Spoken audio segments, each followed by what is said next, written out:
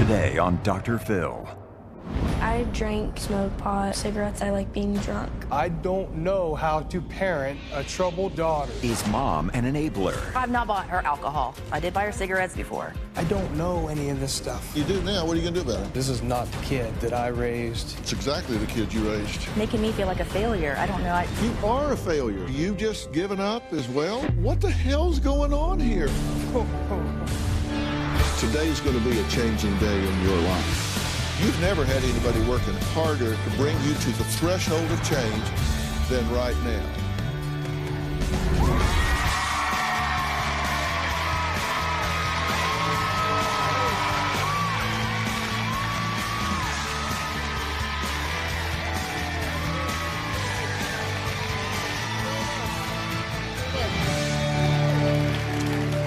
Well, this is 17-year-old Taylor's very active social media. As you can see, looking through her posts, Taylor definitely likes to party. She says she drinks hard liquor every weekend until she almost blacks out, smokes weed, and vapes every day. She also says she sneaks out, not every night, but frequently, steals her mom's car, takes her credit cards, and has trashed her room so badly, even she can't live in it. Now, normally the parent would write in about their out-of-control teen, but not in this story. No. It was Taylor's 19-year-old sister, Madison. Take a look at what's going on. My sister Taylor is disrespectful and disobedient. I think Taylor's out of control. Taylor's room is a mess. Writings all over the wall. She does what she wants. She'll sneak out if I don't give her permission. She's drinking, she's smoking. She's just going down the wrong path. I need to stop it. Taylor started drinking, smoking marijuana, and cigarettes when she was in high school. One night I was in the basement, I found a bunch of empty liquor bottles and beer cans. Earlier this year, I found liquor bottles in her closet. And when I confronted her and asked her whose they were, she said that they were her friends. I'm unsure of what she drinks. I don't know if it's hard liquor. I don't know if it's just beer or wine coolers. It could be a mixture of all of that. At first, I thought her behavior was just a phase, but it's not changing. Taylor loves to sneak out of the house after I'm in bed for the evening, and I don't even know that she's gone until I get a phone call asking to pick her up. This is how I sneak out to go places if the front door is locked. She typically calls me after my husband leaves for work, which is around 2 in the morning. Taylor and I, or Taylor and her sister, will get in a fight at least once a week. When my mom tells my sister no, Taylor will turn violent. Hit me! Taylor punches my mom when she doesn't get her way. Taylor has hit me at least 5 times. 3 times we're in the car. She just swung her arm and hit me in the chest and even hit me a little bit in the face. Taylor got so mad one day, she got a knife out of the drawer and threatened me with it. My daughter does what she wants, when she wants. She doesn't care about anyone but herself. When I greeted you coming in, I said, thank you for writing in, because I'm glad you did, because she didn't and your dad didn't. And you're passive and he's gone a lot, right? Yeah. So who's parenting the child? Right, yeah. That's the question. I know. I say no and then end up giving in because of her temper tantrums. Do you feel guilty about something, or? No, I don't know. I don't know why I give in. I feel like it's just easier just to give in than to deal with the temper tantrum. This is easy. No, it's not easy, no. Because this doesn't seem easy at all. Why do you think no one's parenting this child? Because of her temper, and they don't want to deal with it. But that temper didn't start when she was 17. That temper started much earlier. And I've always said, we're not raising children, we're raising adults. Yeah. And so at 4, 5, 6, 7, if you're going to make a stand with your child, the time to make it is then, when they don't have the physical wherewithal, the mental wherewithal, the social wherewithal to be as formidable an opponent as they are when they're 16, 17 years old, right? Yeah, and I didn't feel like I was a bad parent when she was little. I felt like I trained her up in the way she should go, but You've just kind of gave up, I feel like. Well, I made kind of a list of your thoughts on parenting, of what you told us. You said it's easier to give in. I'm more lenient. You said I probably do enable. Yeah, probably. You think you enable. I think jazz flute's overrated. I know you are enabler. Yeah. I don't know where I went wrong. I don't know where I went wrong. Let's learn a few things about your daughter. Okay. Okay, because Taylor agrees with pretty much everything that was said about her so far. She's just here to make sure you understand that she's going to do what she damn well wants to do. So let's take a look at what she had to say. I drink and smoke pot. I also smoke cigarettes every day. I like to go further than buzzed. I like being drunk. There's been a few times where I've been blackout drunk. My parents think that my friends are the reason I do this, but I make my own decisions. It's my choice to drink and it's my choice to smoke. It's my time to live and I'm gonna keep doing what I want. I sneak out of the house 3 to 4 times a week to go hang out with friends. I'm surprised that my mom still picks me up, but I know she will because she wants me to be at home rather than partying with friends.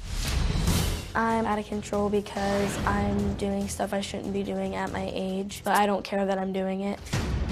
I will hit things, kick things, throw things. I'll just keep doing it until I do get what I want. I'll feel bad whenever my mom does give in, but at the same time I'm getting what I want, so I don't care. I've hit my mom a few times when she's told me no. I've pulled a knife on my mom because she wouldn't take me to a party.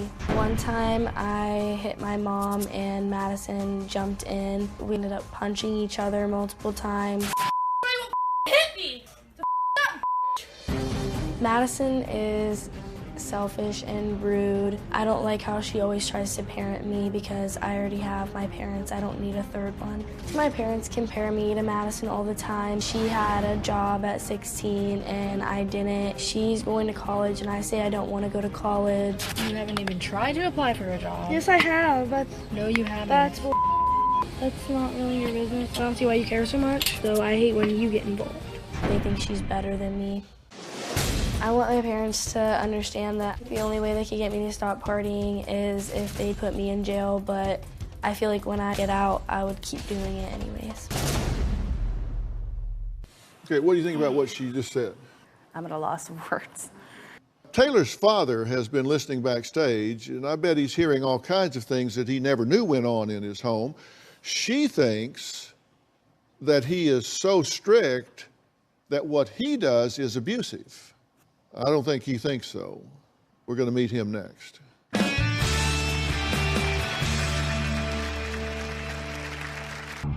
My daughter has no respect for me because I tell her no, and that makes me the bad guy. The difference between Kim and I is that I don't give in to Taylor's demands, she does.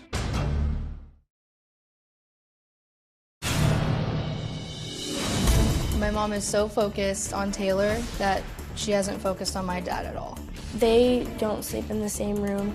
My dad has said that he feels more of like a roommate to my mom. I don't think Taylor's behavior affects our marriage. My husband and I work schedules are complete opposite, so I tend to sweep things under the rug just to keep the peace. My mom has to keep secrets from my dad. When my mom and dad argue, divorce is brought up so much that I'm afraid it will actually happen. We've never talked about divorce or anything like that, or separation. Well, Kim's husband, Troy, says Kim's stress level is through the roof because of Taylor. He says he doesn't really get involved in the decision-making because he lives in a house with all women and his daughters always go to mom. Taylor's going down a destructive path. She is like a ticking time bomb. I'm fearful she doesn't start making smarter decisions. It could cause bad consequences for her in the end. Taylor disrespects my wife all the time. My wife does a lot for Taylor, and she doesn't appreciate it. My daughter has no respect for me because I tell her no, and that makes me the bad guy. There are a lot of things that I find out after the fact because I'm not there, because of my job. I only really know about 50% of everything that goes on in the house. My girls are afraid to tell me because they're afraid of how I'm going to react. The difference between Kim and I is that I don't give in to Taylor's demands, and she does. If you give in to a kid at a young age, it's only going to continue to get worse. Since Taylor has been misbehaving, my marriage has been going downhill because my wife is always stressed out and she doesn't really want to do anything. Kim and I just don't have quality time together. There's no spark in the marriage anymore because of the everyday occurrences with Taylor. Troy, thank you for being here. You've been listening backstage. Yes. What do you have to say about what you've heard, and is there anything that's a surprise to you that you didn't know? About everything I saw in that video. I'll just put it to you this way, Dr. Phil. We have different ways of raising. I don't know if it's different ways that we were brought up, but different ways of parenting. And I tried to instill that in my kids when they were younger. And somewhere between that, almost like night and day, Taylor changed. Everybody said, she's just going through this. It's a middle school thing. She'll grow out of it. It's gotten worse. Well, this is happening on your watch. I know. Have you just given up as well? Who is anybody? What the hell's going on here? I don't get it. You're home in the afternoon. Yes, I am home in the afternoon. So you have more access than most fathers do to their daughters. That's right. That's right. And it's always been that way. And she's homeschooled. What the hell's that all about? I was against the homeschooling thing, the online schooling, because that's the only thing she has ever had to be responsible for. Showing up for school on time and not being able to leave until the bell rings. Now you've given her the liberty of sleeping all day, up all night, and logging into the computer when she feels like it. Well, this is just a higher form of insanity. Now, here's what Taylor says. She says she was bullied at school. That's why she wanted to be homeschooled. But really all she wanted to do was be able to see her boyfriend during the day. She's not being homeschooled. She just quit school. Right. Exactly. Yeah. Exactly. Yeah. And that's why I'm here to ask you a question, Dr. And Phil. what When would I that get be? cut off at the pass, okay, I'm basically against every parenting decision that she wants to make. How am I supposed to parent? So what you're saying is you're losing out to a parent that doesn't even parent. It's not like she is adamant about her parenting philosophy, so she stands her ground. I'm going to do it my way. She doesn't even want to parent. She isn't even trying to parent. You're losing to somebody that is abdicating her parenting. The kid doesn't come to me anymore because all she hears is the word no, and she doesn't like it. And when she hears no from you, she goes to you and gets yes, correct? Right? Correct. Absolutely. That's what happens. Absolutely. So you're saying, I don't know what to do. I cave. I give in. I know I don't know what to do, but I'm criticizing what he does. Sometimes I feel he can be too harsh and too explosive when situations come up, and I know that I'm too passive, and somewhere we need to meet in the middle where I'm not passive and not too explosive. You ain't got any more idea than a goose what you're doing, do you? No, yeah, apparently. But yet you take his inventory. Well, coming up, not only has Taylor stolen her mother's car, she's also let her friends drive it while smoking dope. What? She'll tell us more when we meet her next. But now, before we go, and before I bring her out here, I need to have something clear with you guys. Are we going to just do more of the same when she comes out here, or are you guys willing to do what it takes to turn this around? Because if you're going to continue to do just what you're doing, then I just need to excuse myself, call Department of Child and Family Services, report you for being negligent parents, have her removed from the home, put in foster care as the only way of saving her life. We'll be right back.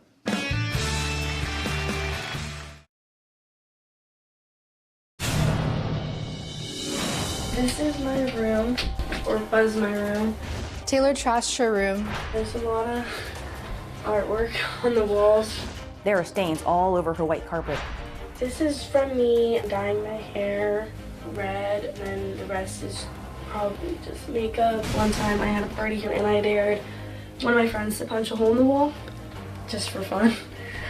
I eventually moved out of my room because I destroyed it, so I now stay in the basement. Madison emailed me saying her sister Taylor is out of control, stealing, drinking, smoking, hitting her mom, Kim, who gives no consequences whatsoever, no matter what Taylor does. Taylor says she just wants to live in the moment because you're only 17 once. I'll steal money to get alcohol, marijuana, and cigarettes. At 3 in the morning, I received a fraud alert on my phone. It was my credit card company saying that my card was trying to be used at a gas station. I've taken my mom's car 3 times without her knowing. I've heard that Taylor and her friends have taken our vehicle out for a joyride, but I am unsure. When we stole my mom's car the first time, we smoked pot in the car. When I was on vacation, Taylor decided to steal my car. I didn't drive it, I actually let 2 guys drive it, and I was in a different car. There is no doubt in my mind Taylor is a thief. Well, Taylor, it's good to meet you. Thank you. You basically do what you want to do when you want to do it. Yep. So if your mother says, no, don't do that, stay home tonight, don't sneak out, don't leave, don't smoke, that's just noise to you. You don't care. You're just going to do what you want to do. I don't care. I'm going to do it anyways. Are you telling me that you're just basically a sociopath? You don't really care if you victimize other people? I guess, yeah. And there's nothing your mother can say, or your father can say, or your sister can say, or even that I could say that is going to stop you from doing that. I'm going to be the same person when I go home. And if what you want to do is illegal, you don't care. I don't care. There's consequences for those behaviors. But I'm still going to do it. I've never been caught. I've been doing it since 6th grade. People say they don't get caught. Get caught. Okay, Taylor says the first my time time. she took her mom's car was October of 2018. Did you know that? No. So that was a year ago. Yeah. When you stole the car, you said you were smoking marijuana and driving with your friends. You guys were all smoking dope, right? Yeah. I let my friend drive though since I don't have my license. Under the influence. Yeah. This is the reason I didn't let you get your driver's license in the first place. I have friends That's that why. drive me around though, so I don't really care for my license. And you just lied about being bullied at school, right? You just wanted to get out of school so you could hang with your boyfriend? Yeah. You know all this, right? I do. You knew it when it was happening, right? Yeah. Did she tell you, or did you just know? I think she tells me because I'm the older sister and she thinks I'm going to think it's cool. But I tell her it's something. not I the don't tell her case at all. everything. What's the biggest thing they don't know? When I ask her for money to get food, I'm buying alcohol. Yeah. Instead How of do you getting buy food. it? You don't have a driver's license, so you don't have an ID. Do you have a fake ID? No, I have friends that will buy it for me. I'm just so disappointed. I just can't believe it turned out this way. You know I drink But you though. know she does it and you don't do anything. I don't. What do you think? I don't know any of this stuff. Yeah, you do now. What are you going to do Yeah, about I do now.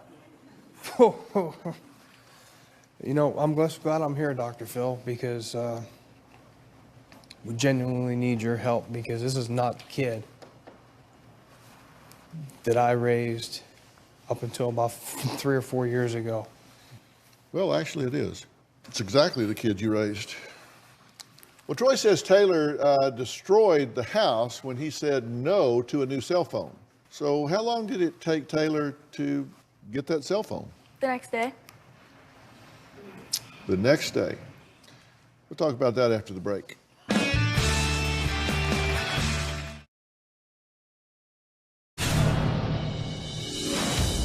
I started smoking cigarettes first and then I started to vape.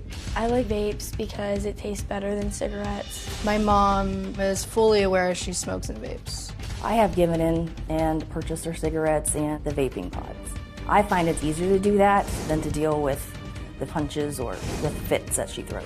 I know people that have been smoking for 50 years. I've only been smoking for like 5. And I had no idea. I thought it was just like recently. I have not tried to punish her. I just talked to her about the situation and explained how it's unhealthy for her. Well, Taylor says she smokes daily, has 7 to 10 drinks a night on the weekend, steals her mother's car and wallet. Mother says she doesn't even know how many times she's stolen her credit card.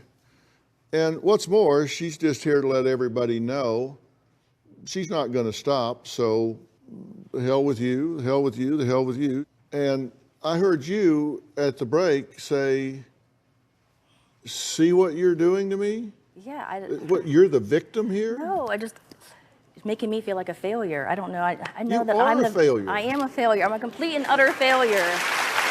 She turned out just fine. So obviously, I'm not too bad of a parent. I'm just, for some reason, not a good enough parent, or didn't do a good enough job for her. And you didn't know that all this was going on. No. May 27th, currently drunk as blank. You can fill that in. It has 4 letters. June 20th. Wow, I've been trashed every day this summer. You couldn't find that on the internet? No. Oh, we found it in about 8 minutes. She doesn't have Instagram. I don't have Instagram. Get it. I've known her now for about, what, 20 minutes?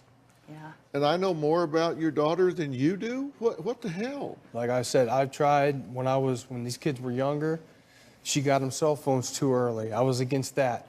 They got Facebook pages and social media. I was against that. I don't know how to parent a troubled teenage daughter. Well, why are you giving in to stuff you don't believe in? Would she have your in a Dixie cup or something?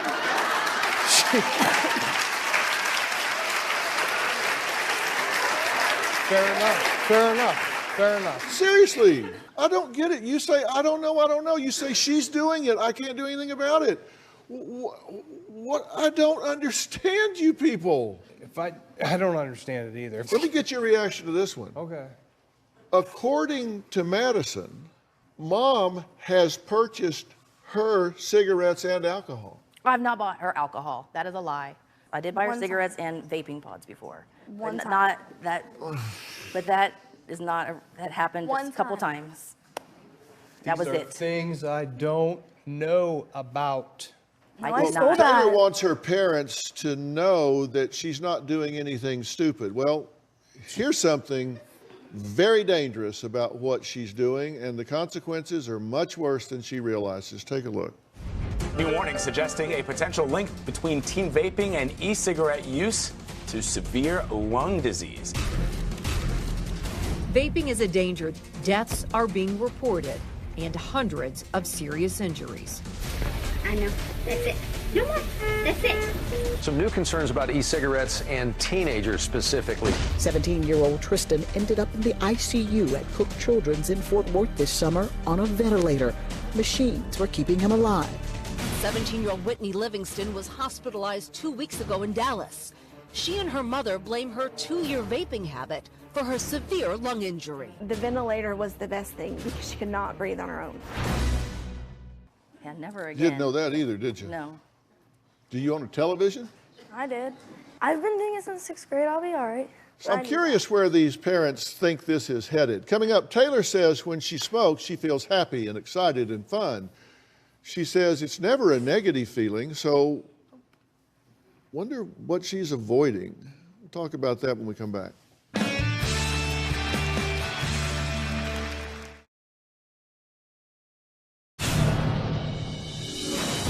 Taylor said that she was getting bullied at school, so we decided to let her do online schooling. I lied to my mom and told her I was getting bullied. Taylor's required to do at least 25 hours a week, and we're lucky if she does 10 hours.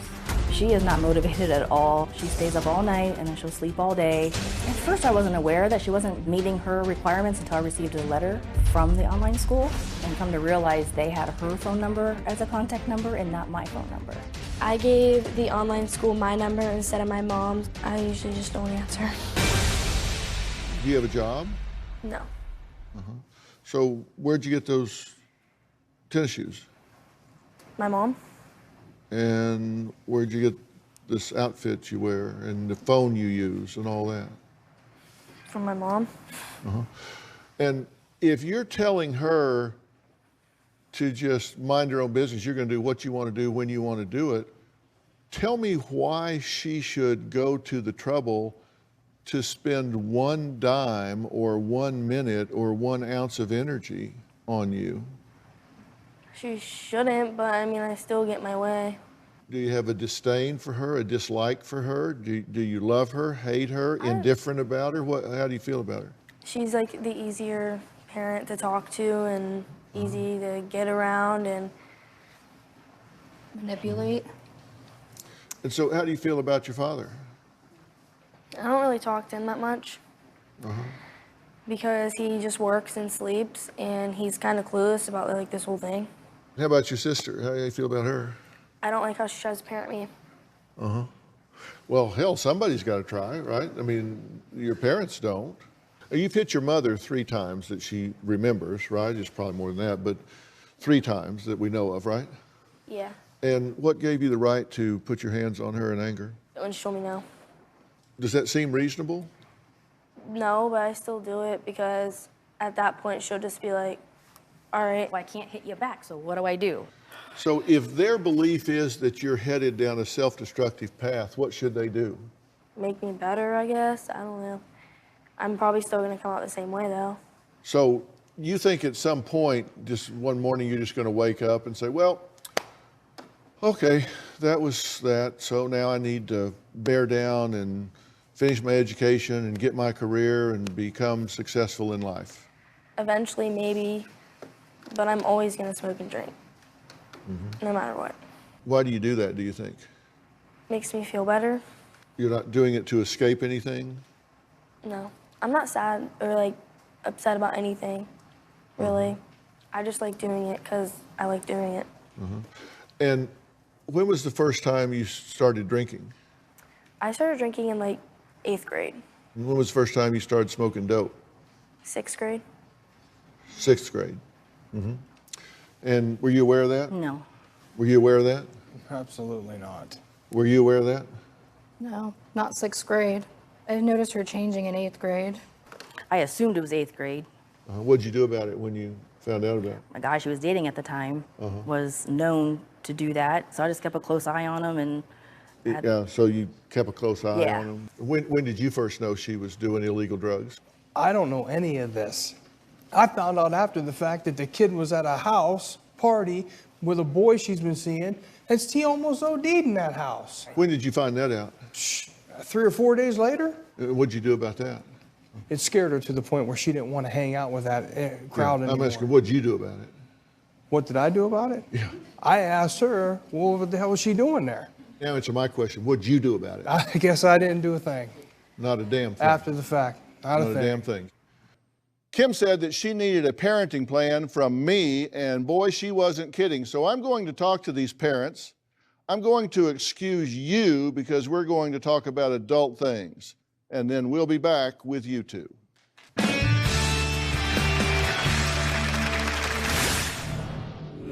not going to make the choice at this point.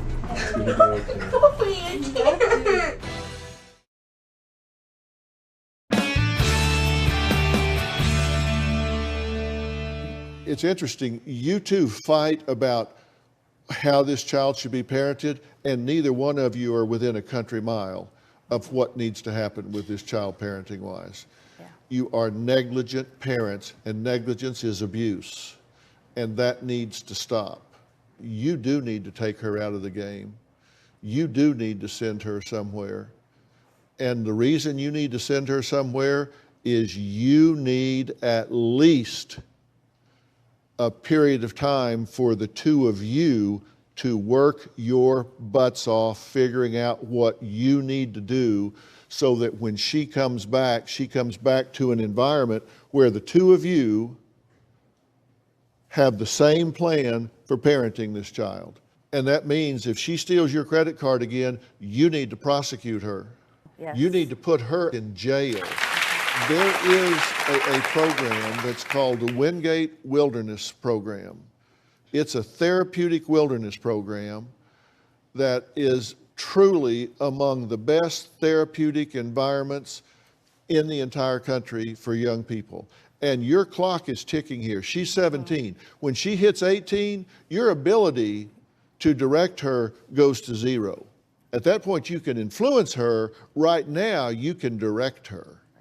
If you're going to turn her, you need to turn her now.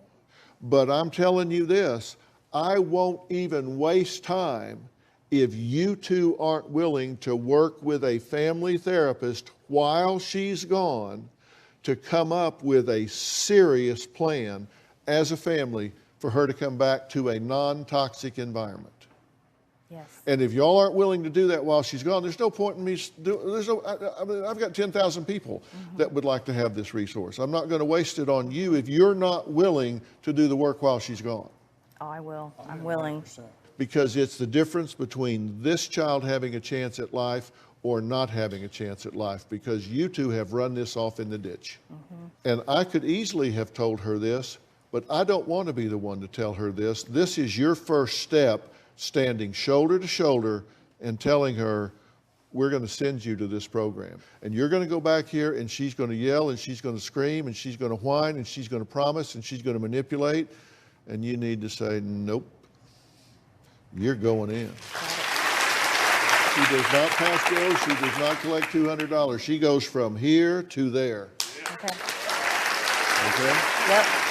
I want to thank all of my guests today, and I know you guys comment a lot on what I do here and otherwise, and I read the comments on social media. Here's a fun one Lori posted on Facebook. I just love this Dr. Phil. He pulls no punches and tells them straight up. Well, that would be me.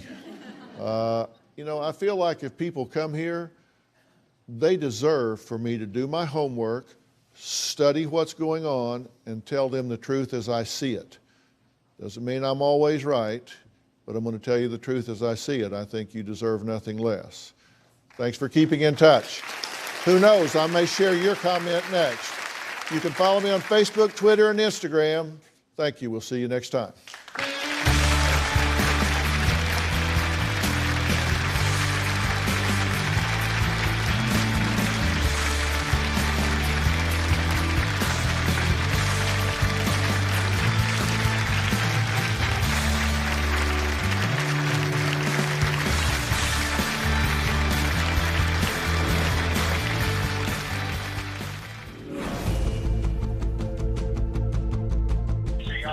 Yeah, sounds good. We just spoke to Shane from the Wilderness Program. We have decided to send Taylor there. What the hell am I going to do? Take her home with me? And then what? As hard as it is for me, I know that she needs it. We decided that we're going to send you to get some help at Wendy. This is Laura and Mike, and we're going to take you there. We are your interventionist transporters today. If you need anything, please ask us. Why would I have a phone there? Not there, no. In fact, your phone's going to go home with your family. For safekeeping. Yeah, so it'll be there when they come back with it. Right. I'm not going. Okay. No, I'm not going. You don't need a phone up there. I'm not going. There's no choice at this point. Dr. Phil told Mom and I, if we don't get our act together, it isn't going to work for you. So we have to work at this too. Can I at least call my friends before I leave? Listen, if you come to our car nice and calm, we might as well get that out of the way real quick and give you a couple minutes. Fair? Of course. Please.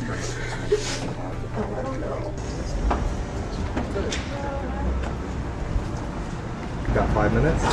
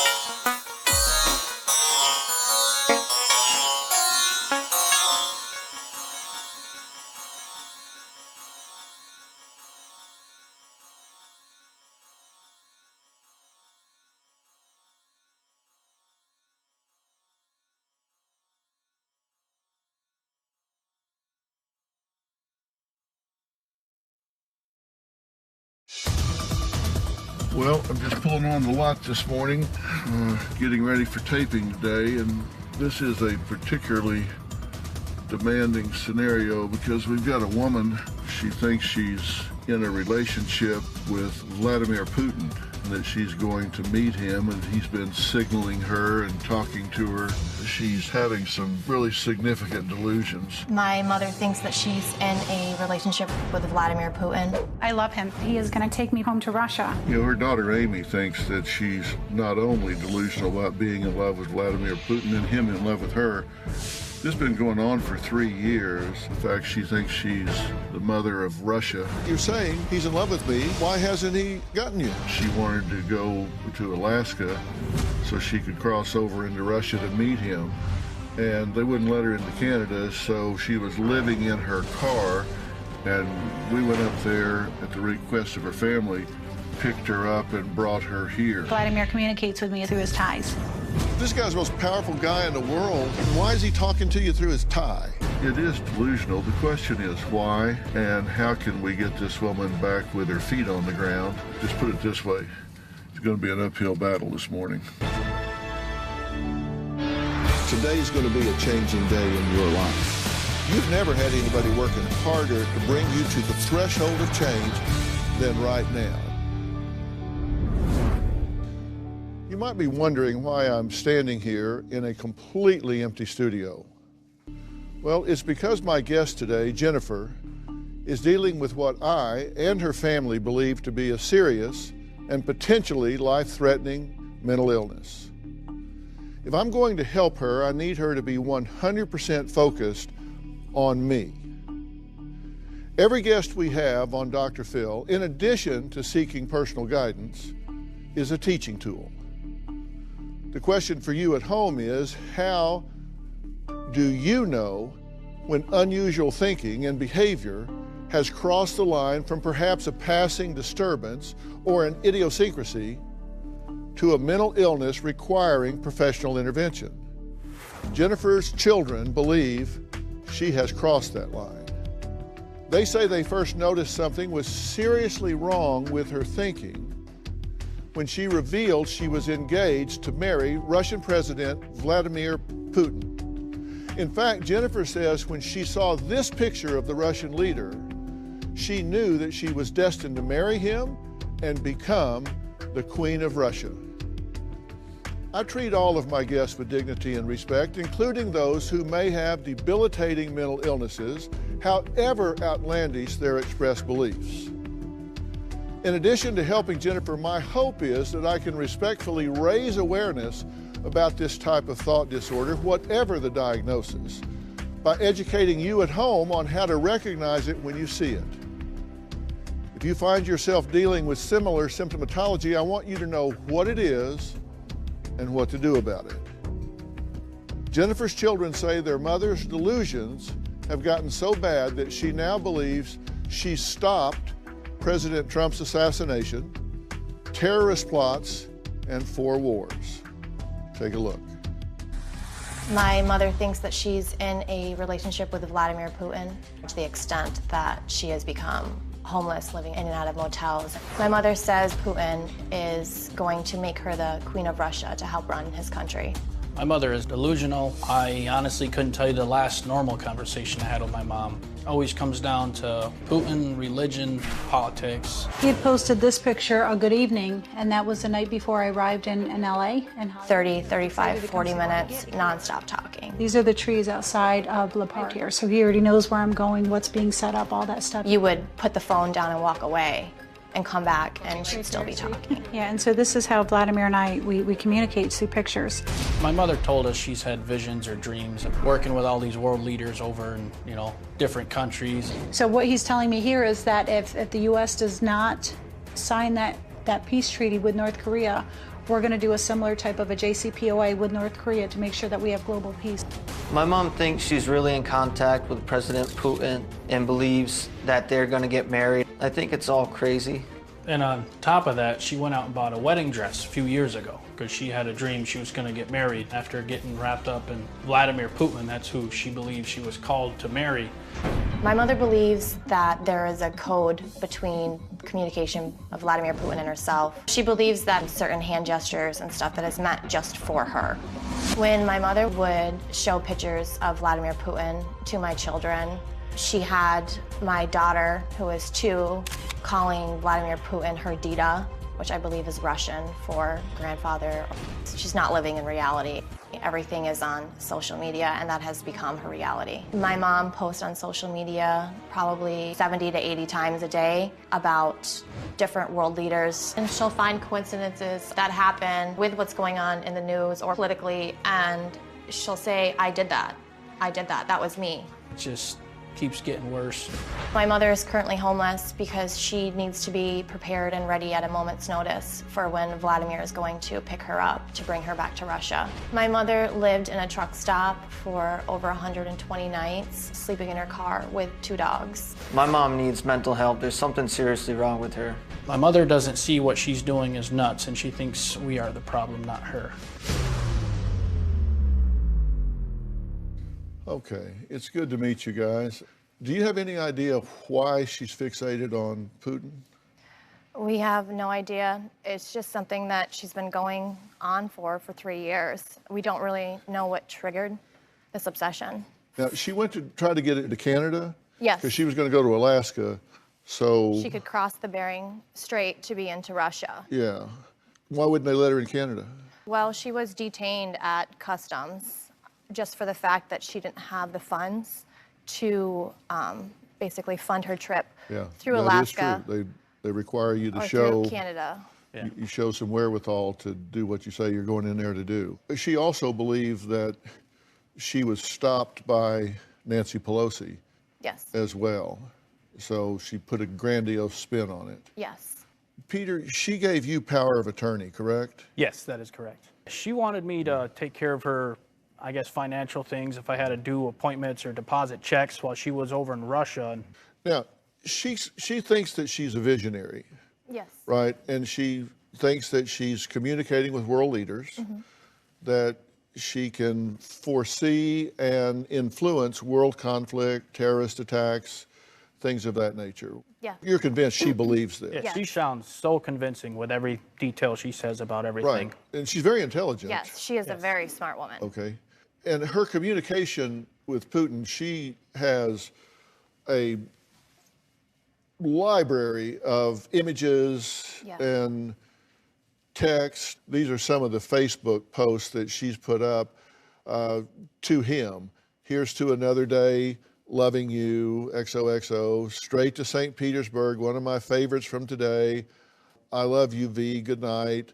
I can feel that you want your wife, me, with you. I can feel that longing pulling on me. It was a very, very good morning, waking up next to you every morning, as your wife will be even better. So this is her communicating to him. Then she finds images of him just in the media, and she reads something into those, like he was wearing a certain tie, or there's flowers. Isn't it sweet that he put these flowers in? All of this. And that's her reading, him communicating back to her. There's a code. Yes. Yes. No matter what picture she'll see of him, she'll find a way to correlate it to Find her. something in there that's a secret message. Yeah. All right. Well, we need to meet her.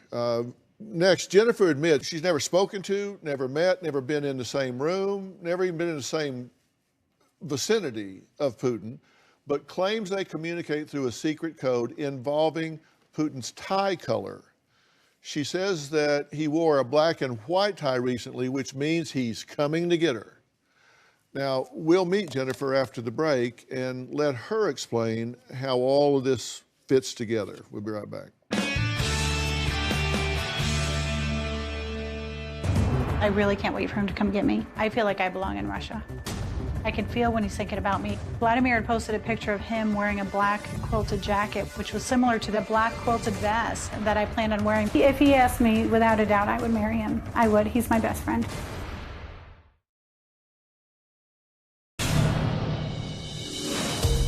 My mother believes that at any moment, Putin will be ready to pick her up. She's left our house with $88. Her plan was to drive all the way to Alaska. She got a car for some random stranger. That's when she started her journey driving to Chicago, followed by North Dakota. And her ultimate plan was to get into Canada, drive to Alaska, cross the Bering Strait to be into Russia. She drove as far as North Dakota. She was detained. My mother believes that she was flagged at customs because Nancy Pelosi had stopped her at the border.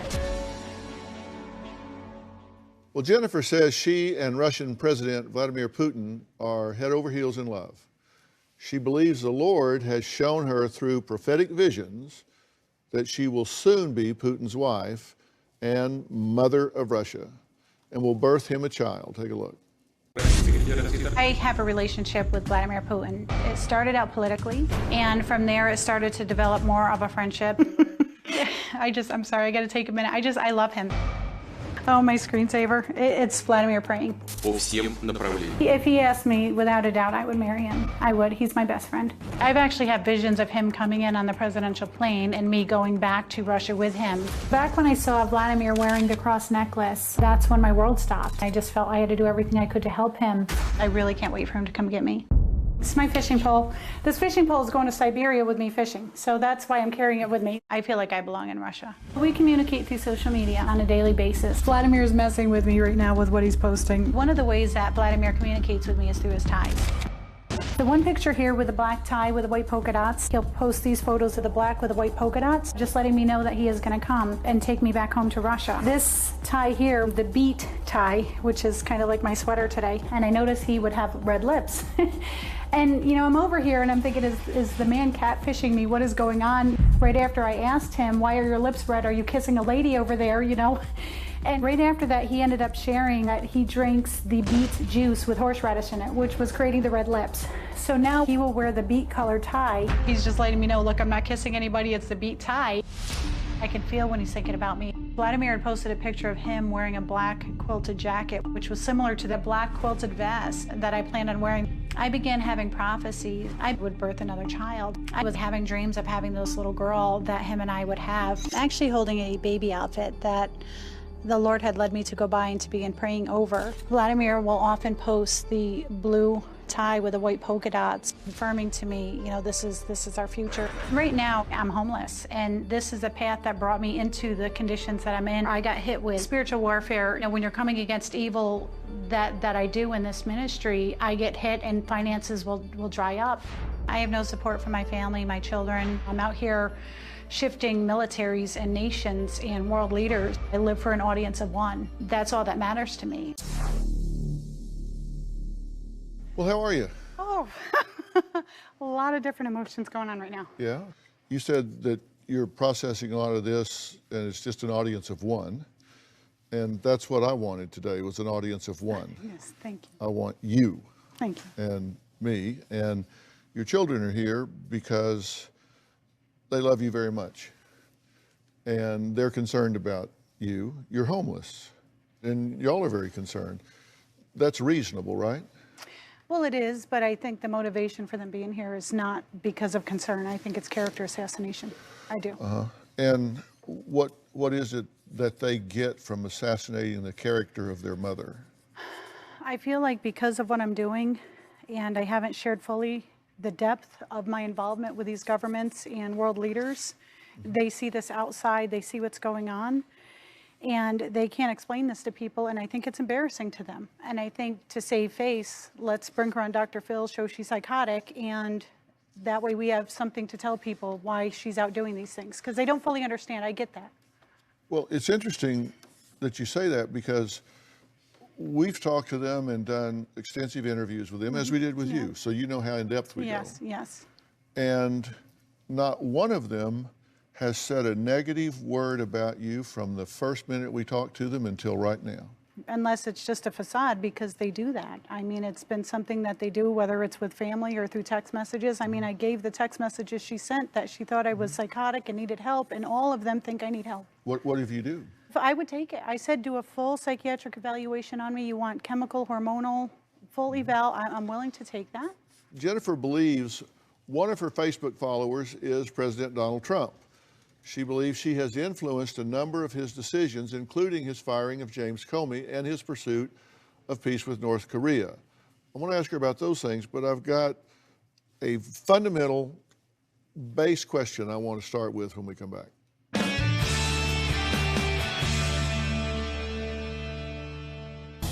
I have a lot of vision. I close my eyes, and the minute I do, it's like a light show. I will start seeing one image after another. I'll post stuff out there, and it's shifting these leaders to have meetings and conversations. I influenced the meeting with President Trump and Chairman Kim Jong-un.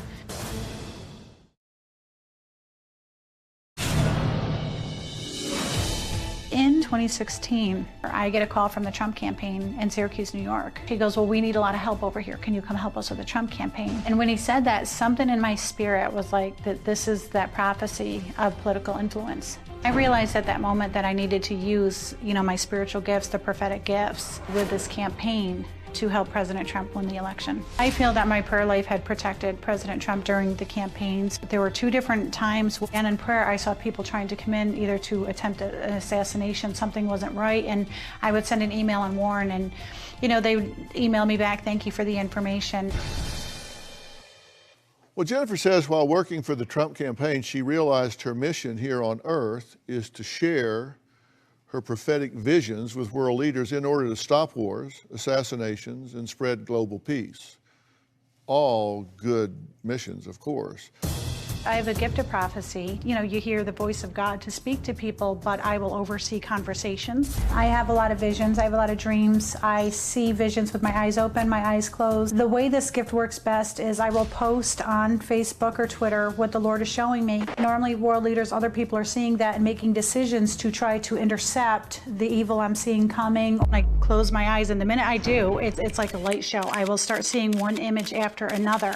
The world leaders that are following my posts that I'm aware of, 60 to 75% of world leaders, presidents, vice presidents, prime ministers, first ladies, defense ministers, foreign ministers, kings, queens. I can go pray over a nation and the Lord will show me whether there is a miraculous cure for a disease, or I will see a region and the Lord will show me, there's oil in that region, go ahead and tap into it. I encouraged President Trump to fire former FBI Director James Comey. Trump listens to the advice and stuff of the Lord through me. I'll post stuff out there, and it's shifting these leaders to have meetings and conversations. I influenced the meeting with President Trump and Chairman Kim Jong-un. A lot of these world leaders, they trust the Lord's wisdom through me for global strategy. I was behind the Iran nuclear deal staying in place.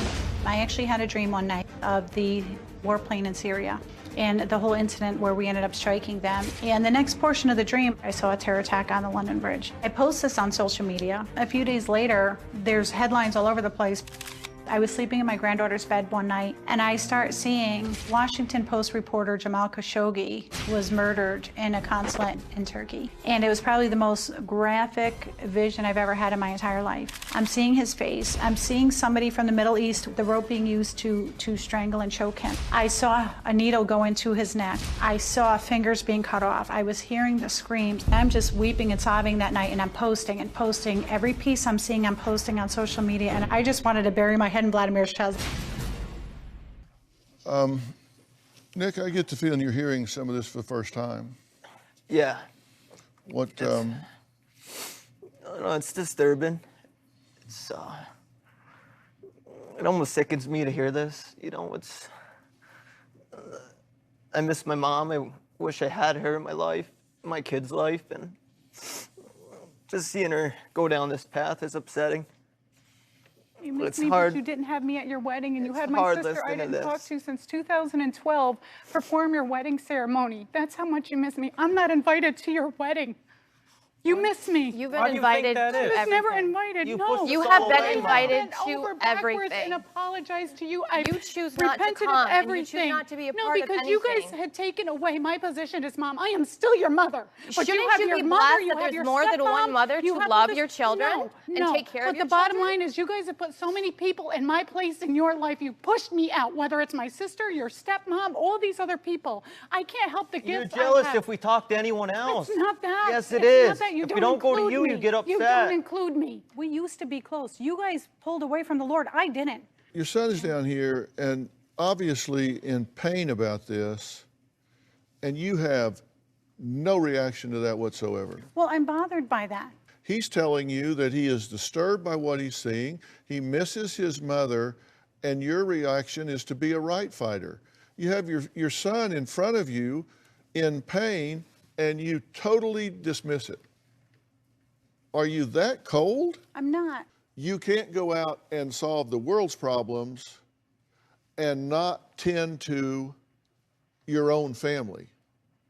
I think it is damn disrespectful for you to talk about how you see everything that's happened with the killing and dismemberment in the embassy over here. It's pretty easy to prophesy something after it happened. All of your posts were 2 weeks after it happened. And then pieces of what I saw started coming out in the news. None of that stuff was public. See, this is all you care about. What about your kids, your grandkids? I am so tired of being hurt by everybody. Would you agree that Vladimir Putin is one of the most powerful men in the world? I do. If he's in love with you, why has he never met you?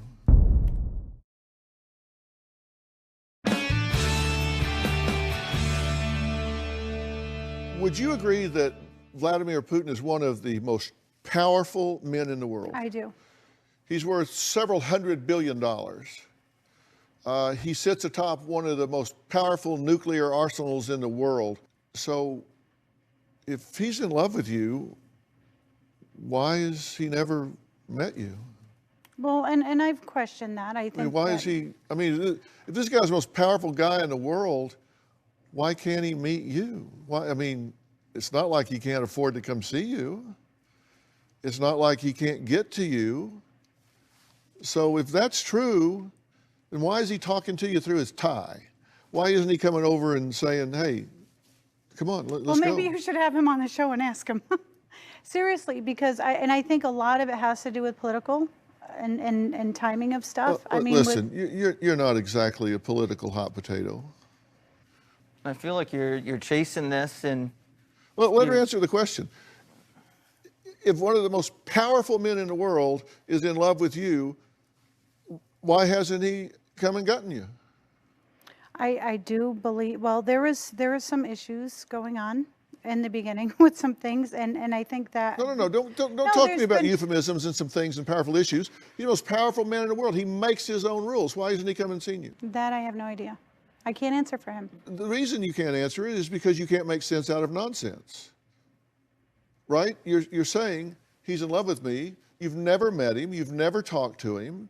You've had no direct communication with him.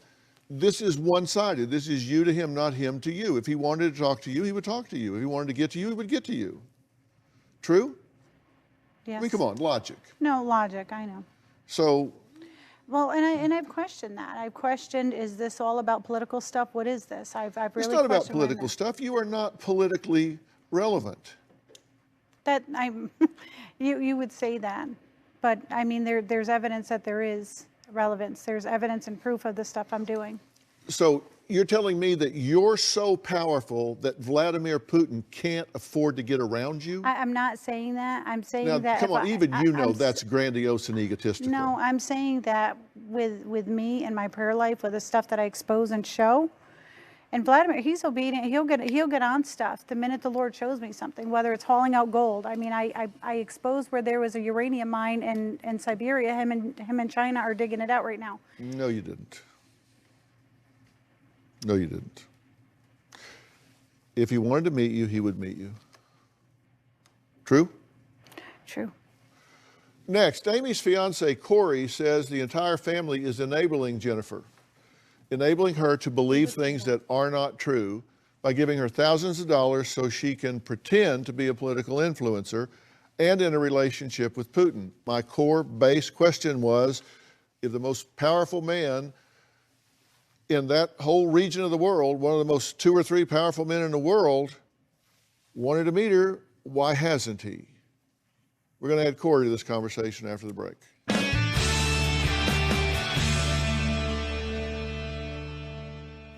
She does not have the gift of vision she thinks she has. Amy, Peter, and Nick have confronted her numerous times. And there was a lot of enabling going on in the family, with helping her out with money. I believe she's a scam artist.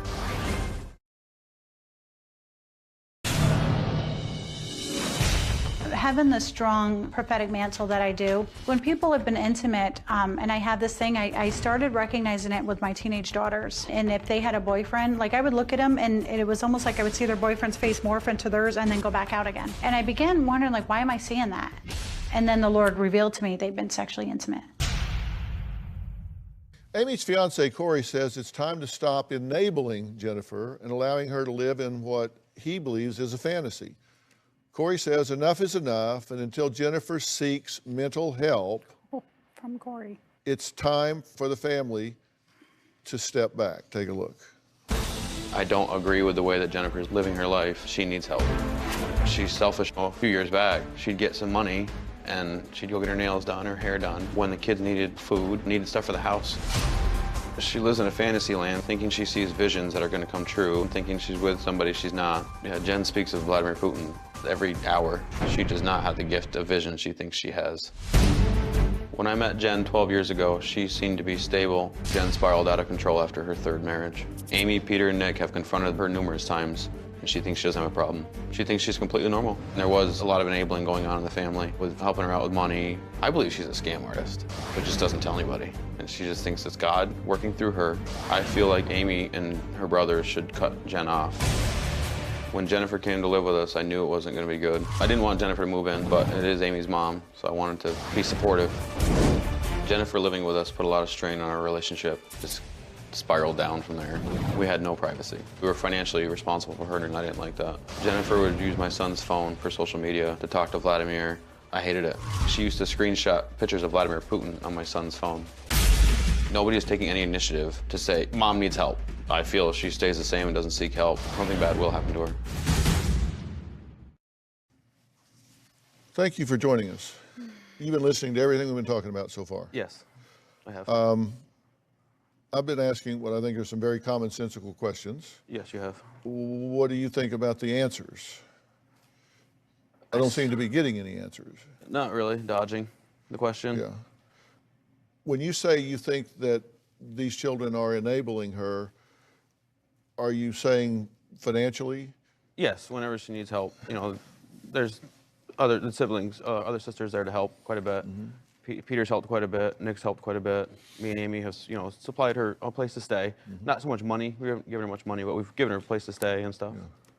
Just kept her able to continue doing what she's doing. Now, you're the one that emailed. Yes. Because you want help here. I've just had enough. I don't agree with everything that's going on. I'm not her son. I'm with Amy and Peter and Nick, and I just thought it was time to do something to try to help her out. Yeah. And do you think this is kind of over everybody's head? I thought you'd be the only one that might be able to help out. You say that everybody's enabling me. I took you guys in and helped counsel to keep you guys together a while ago. You admit that. And I helped with that. And we appreciated that you know, help. But the bottom line is, what about with Bane? You know, I had a dream right before he was born, and the Lord had me praying for 2 days straight for him. He was born dead for 4 minutes, but yeah, I don't see or hear from God. He had me praying for that baby to live. And no thanks, Mom, none of that stuff. I hear you talking about you solved this, and you fixed that, and you prophesy this, and you resolve this. And it's all about you.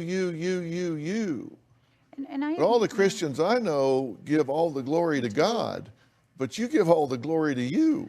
Well, not the case. I think I'm looking for validation from them with the gifts, because they're always minimizing and trying to, like, suppress and knock down what I'm doing. I'm tired of being hurt. I'm tired of being hurt. And you never hurt us? We're tired of you making us choose between you and everyone else in the family. Everyone else in the family that has been cruel and doing things that I just pull away from, and you guys want to choose that, that's fine. That's your lives. You've You're isolated adults. yourself from the whole entire family, not just your children, but your whole entire family. Well, she says that you stole her youngest son away. You took away his childhood, and you know that. School, that was my child in my home, okay? It's time to have a serious conversation about what I think is really going on here. We'll talk about that after the break.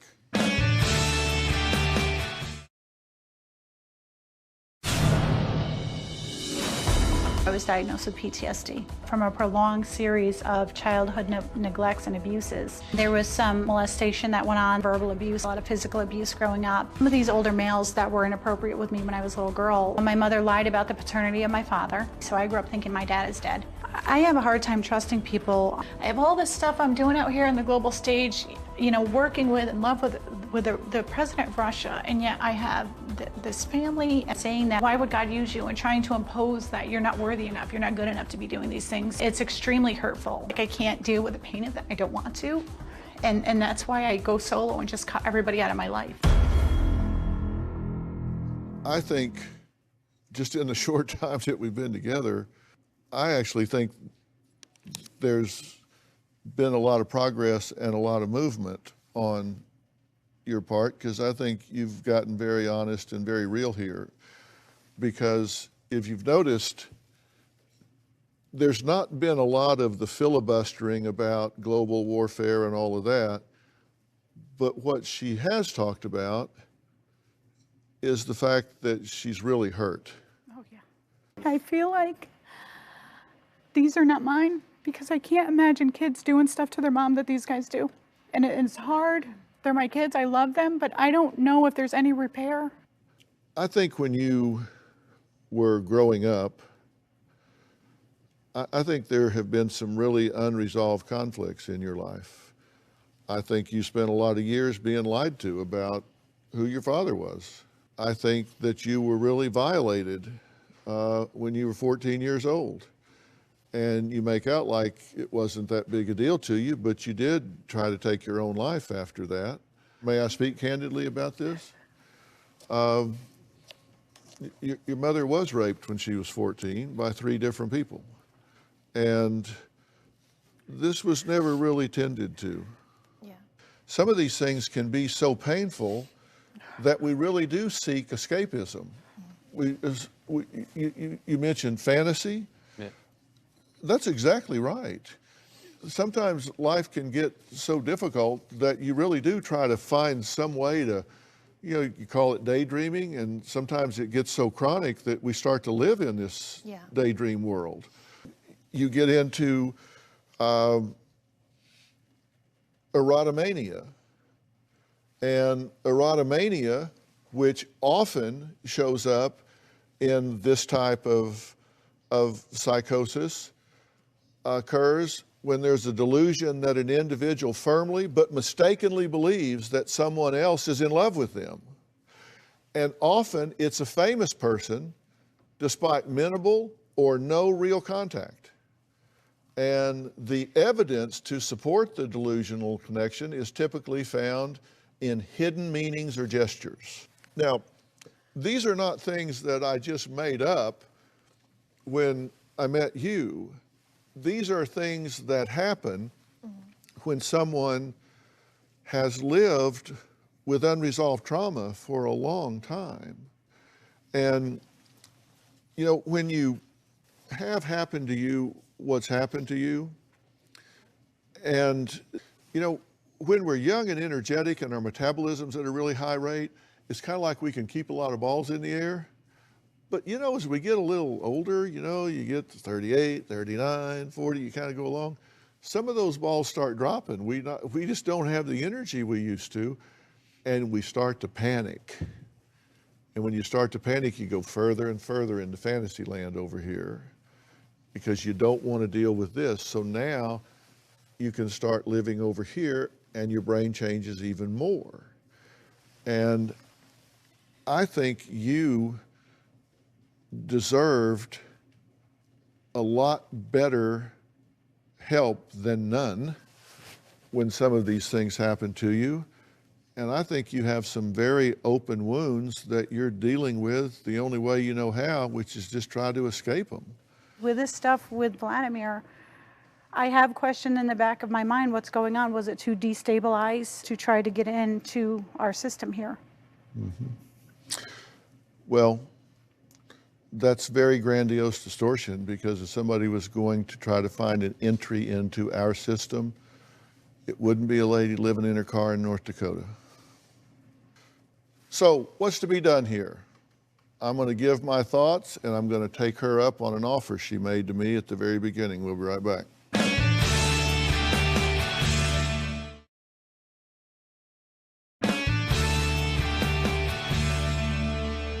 You said you are willing to undergo every kind of evaluation to get answers and find out if you've got goggles on that are distorting the world. Absolutely.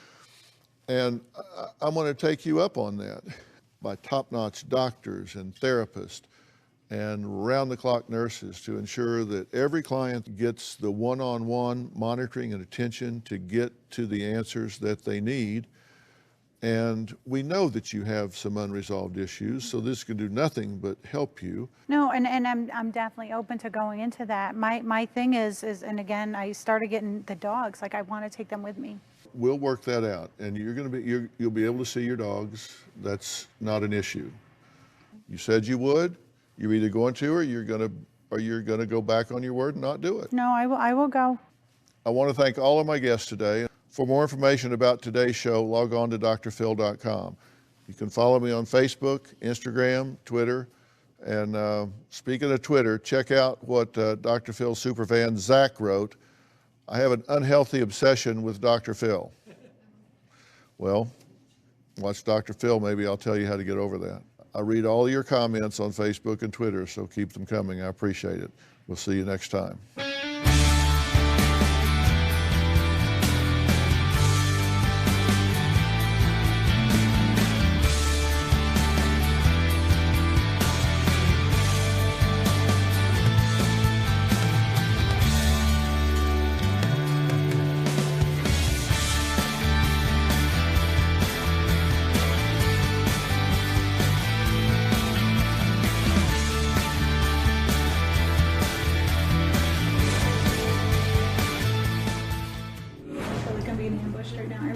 But I will come and do whatever you guys need to do and go through everything, and I can explain everything, you know, from start to finish, what brought us to this point. And I've always wondered, if I'm in prayer and I see like gold in a nation, he's on a plane, he goes to get it. I mean, it's not coincidence. And so you have all these things, so it's like, am I being used for my gift, or what is going on with that? I think the stuff with my kids, I'm done. I want nothing to do with them anymore. And I just feel like it was all this phony, oh, we love her, we're concerned, this and that, when there's stuff going on behind the scenes, and that does not portray how they've treated me. I'm concerned about being separated from the dogs. We've never been separated. And I do. I mean, I actually love my dogs more than my children, which is sad, but they don't put me through the hell my kids have.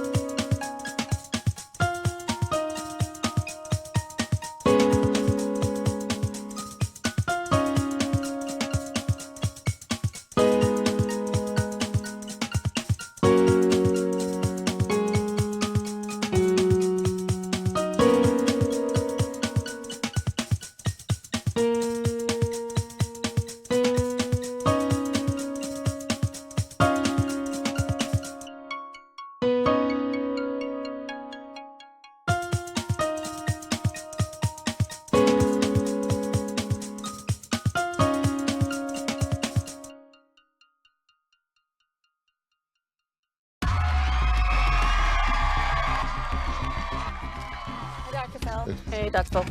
We wanted to show you a couple graphics. Here is a screenshot of a sonogram that Marie says is allegedly her fetus. Right. She says that she's 12 weeks pregnant. We weren't sure if this was even her sonogram. So this is a 12-week-old fetus. And then we talked to 2 doctors. They looked at this sonogram photo. They think that she's around 20 to 22 weeks pregnant. If that is hers, she's almost twice as far along as she says. Exactly. This is all about the parents. Definitely. Okay. All right, got it. thanks. Today on Dr. Phil. My daughter told me she's pregnant. She's 15. She showed us something that she claims her parents are not aware of. This is an alleged sonogram she's taken. Out of control. She's made terroristic threats against you to have you murdered. And calling all the shots. She said, the reason I'm laughing all the time when they're telling me something is because I've got the power. They mess with me, they're gonna pay. She took your car. There's a lot of scratches. What have you been hitting? You're missing the point. The conversation is, you stole my car. You've put up security cameras, I guess because you just want to watch her commit crimes. I don't know. You don't do a damn thing about it. Today's going to be a changing day in your life. You've never had anybody working harder to bring you to the threshold of change than right now.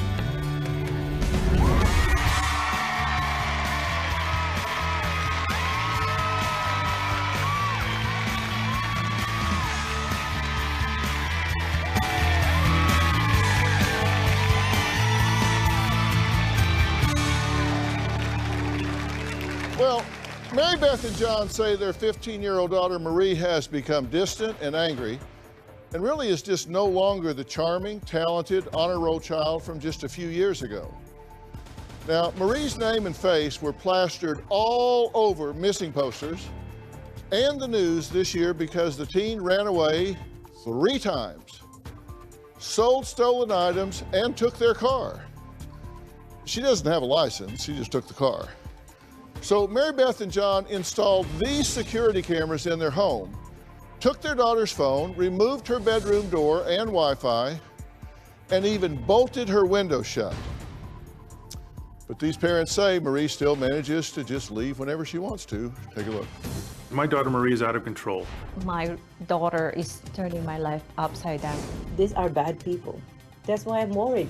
My daughter has completely changed. She's no longer the little girl that I raised. She's hostile, she's distant, deceitful, dishonest. You cheat us. You make a mess. You cheat. When she was little, she loved to dance, she loved to sing. My daughter Marie was a good student and seemed to like school, but now she seems to be in a nosedive. School just started 6 weeks ago and she already has 32 absent. In our house, we always want to have camera to see if she sneak out, what time she sneak out. We cannot trust her. We ask her point blank, where have you been? What have you been doing? Who was with you? And we get no answers.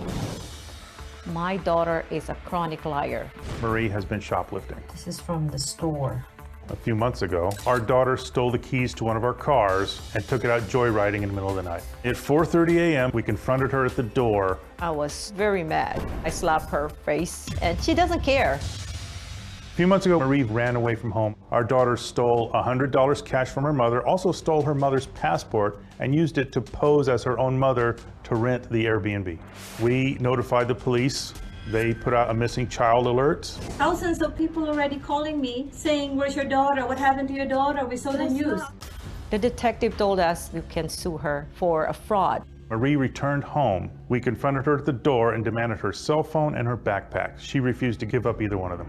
We're struggling, pulling each other. I took that phone and she bit me. We tried everything, but it's like nothing works. Well, sadly, the story doesn't end there. Mary Beth and John say their daughter claims she is now pregnant. But they're not sure what to believe at this point. At one point, we discovered that my daughter had a number of condoms in her room. We took them away from her immediately. She then claimed that if she ever got pregnant, it was going to be our fault because we had taken her condoms. A few weeks ago, my daughter told me she's pregnant. It blew my mind. I screamed, I cried a lot. I was very upset. It was a mixture of anger and helplessness. Our daughter sat there silently. Her mother took our daughter to a clinic to determine the status of her pregnancy. And under state law, that clinic does not have to share the information with the parents, and Marie asked that it not be shared. At this moment, we want to know if she's really pregnant or not. You're gonna regret what I'm gonna do soon to you. That's why I need to know if you're pregnant. My daughter can't even take care of herself. How is she going to raise a child? I don't know what to do. I talked to our pastors and we pray for this. God answer Dr. Phil. He's the answer of our prayers. Well, I'm glad you're here, and I assume you guys are glad you're here because you're looking for reinforcement, right? You're Yes, looking for sir. help. Yes. You're in two very different situations, and I'm going to talk to you guys as a pair of parents, and then I'm going to talk to you separately because there are some differences between you here. Now, Mary Beth, at this point, you're not sure whether she's pregnant or not. No, all I have is that pregnancy test that, she showed it to me. And every time we go to the hospital. Because she showed you a positive pregnancy test, Yes. but then she also showed you a negative pregnancy test. That's from the clinic because she said she put a water on it. She doesn't want to show that, because she doesn't want to take us there. Well, and then there have been writings in her diary, right? Yes. In her diary, right, she's ready to be a mom, like she want to buy diapers, baby shower and everything. In the diary entry, there's a shopping list. Yes. One of the things is a shopping list. She's written, here's all the things I need being pregnant. I need diapers, newborn clothes, pacifiers, hospital bag, car seat, stroller, shower seats. It's a wish list for a mom. Here's all the things I need. Yes. If she's pregnant, how far along is she? Even her, I think probably she's now 3 months.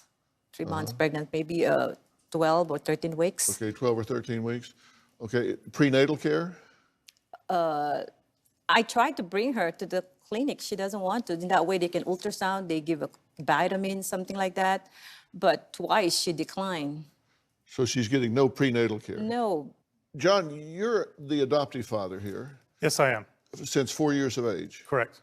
Okay, and you both describe her as, at one point in her life, for most of her life, being very charming and fun, Yes. dancing. Yes, she loved to dance. Very outgoing, energetic, engaging child, right? That is correct. When did this turn? I think when she turned like middle school, like end of middle school, like 8th grade, she started. And you think it's because she started hanging out with the wrong crowd? Yes. And now she is the wrong crowd. She is the bad influence. Right. Let me get a handle on this because I made a list of, according to what you guys say are the most troublesome behaviors, just so I make sure I've got a handle on it. According to you guys, she's run away 3 times. She's driven your car without a license. She lies. She shoplifts. She sells stolen items that she didn't steal, but somebody gave to her. She fences them, essentially. Yes. She took your ID, pretended to be you, and rented an Airbnb. She's having unprotected sex, won't go to school, and sneaks out. Yes. Now, out of all of that, I'm really curious. What's been your primary reaction to these things?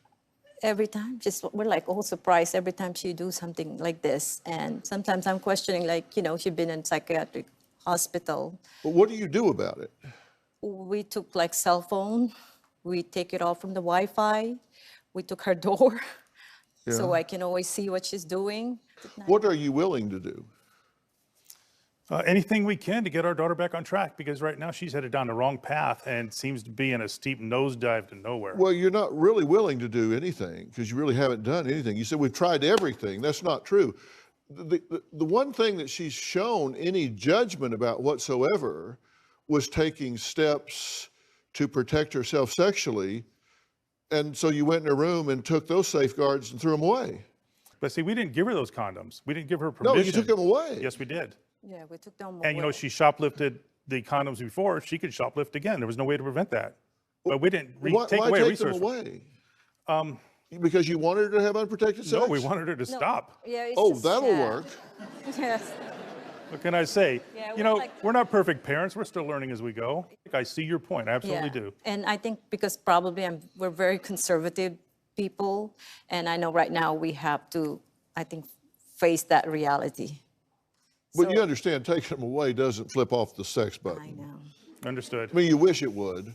I mean, honestly, I get it. I guess you wish it would. Right, and you know, we discovered these, and it was like, well, what are we going to do? And we made a snap decision, and we acted on it without thinking of those long-term consequences, without thinking that. Well, I'm just saying this for the future. Absolutely, and I see your point. I understand it. Yeah. All right, got you. All right, Mary Beth and John say they have seen both positive and negative pregnancy test results from their 15-year-old daughter, but Marie showed one of my producers something that she claims will answer her parents' questions once and for all. I'm going to show you what that is when we come back.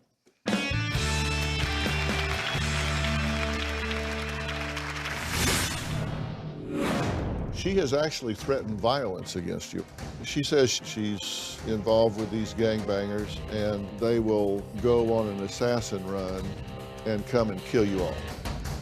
And later, if that ever does come up, you call me second. You call your lawyer first, you call me second. Will do, sir. Thank you. Because you shouldn't be living under that kind of fear.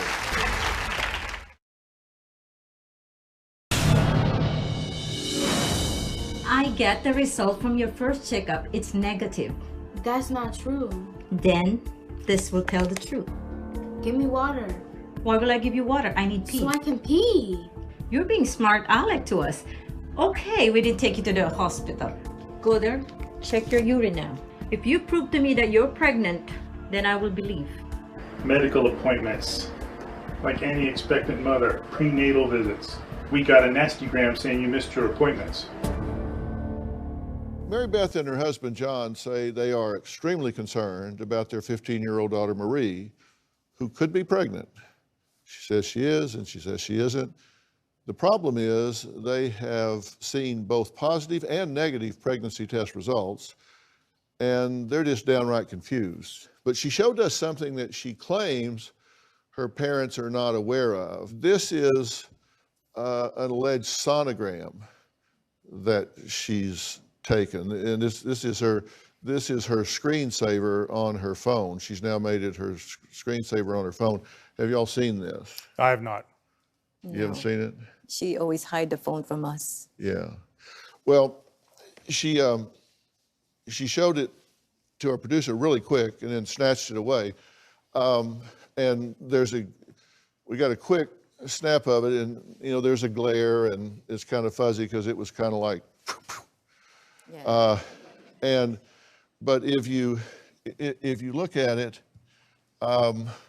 this would be the head, and then the body would come down here and back around like that. And she says that she's about 12 weeks.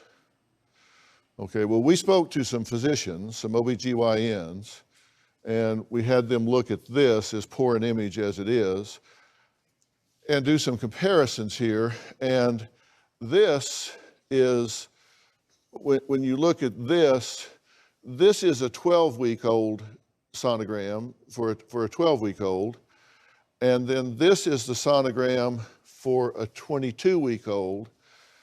And they said, in their trained opinion, the formation of the head here suggests that if this is a legitimate sonogram, and it is her sonogram, that she is more likely in the second trimester and 22 weeks pregnant, not 12. Now, who knows if that's her sonogram or not? If it had been a good enough image, we would have been able to scan it and test it and see if she pulled it off the internet and just claimed it as her own, because I've done a number of fake pregnancy scams here, and they do that. They go on the internet and they pull off fake sonogram pictures and claim them as her own, and her picture doesn't have her name. See the code numbers on the others where it has patient identifying information and all? None of that's on hers. So it might be hers and it might not. But the trained professionals say that whoever it is, they're more likely 22 weeks And I tell you that to tell you this. If that's true, she's in the 22nd week, and there's no prenatal care here. Yeah. And that's just irresponsible. That's just terrible. If she's doing drugs, if she's drinking, and she's not getting proper prenatal care, that could be creating real high-risk scenarios for this child. And we've made that effort. We've acted under the assumption that she is pregnant. We have scheduled medical visits that she has worked to avoid. We had one day coordinated with her to pick her up from school, to take her to a medical appointment. Her response was to skip class and leave the campus. So that we got there, she was nowhere around. No, her response has been worse than that, actually. She has actually threatened violence against you, right? Yes. Are you aware of this? I've had inklings of that. Her mother discovered her journal and took images of those pages and showed them to me. I don't have copies. I didn't read them completely, but I did see some very dark things in there. Yeah, she says she's ganged up at this point. Yeah. And that she's involved with these gangbangers, and that at any time that you take her away and that she fails to report in with her gang-banging buddies, that they will automatically go on an assassin run and come and kill you all. I don't believe that for a moment. Yeah. I think those are the dark fantasies of a angry teenage girl. Well, according to her, she has been hanging with these gangbangers. She has witnessed them murder, rob, beat people to death. And if that's true, I'm sure she's going to be a real gang favorite when they find out that she is going around telling everybody this and writing it down so it can be given to the authorities, and it wouldn't be very hard to find out who this gang is, which then now gives the police probable cause to fall on them like a ton of bricks. So I'm sure she's going to be a real favorite with that bunch. Yeah, we hope she doesn't cross anybody like that. Yeah, exactly. I mean, but this, again, she's just not thinking. You know, you don't. Just not. It's true. You just don't do that. So exactly what did 15-year-old Marie do when she ran away? Why did she leave? We'll be right back.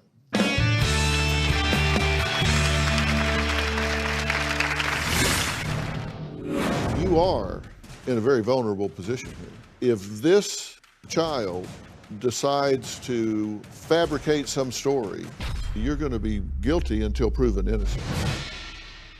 And later, Honestly, I'm not denying that I hit the car. honestly, I'm not denying I hit the car. Case closed. Lassie could prosecute this case. She just admitted it on videotape. Yes, I took your car and ran into stuff with it.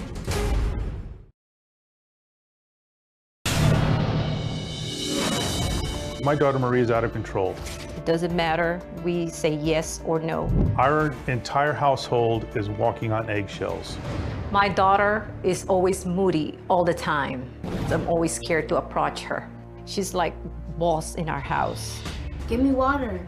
We have no influence with this girl. We have no leverage with her. She's holding all the cards. We're back with John and his wife, Mary Beth. Now, they say they're frustrated that they can't seem to control their 15-year-old daughter Marie's behavior, which includes stealing, running away, and possibly getting pregnant due to having unprotected sex. If you were looking at this from the outside in, it would seem odd that a child is running roughshod over adults, right? Yes.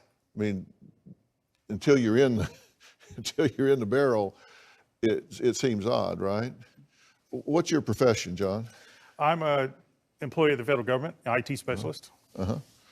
You have a lot of responsibilities, right? Yes, I do. What we do is critical to a large segment of our population. Yeah, and don't give me any details because you might have to kill me. I understand.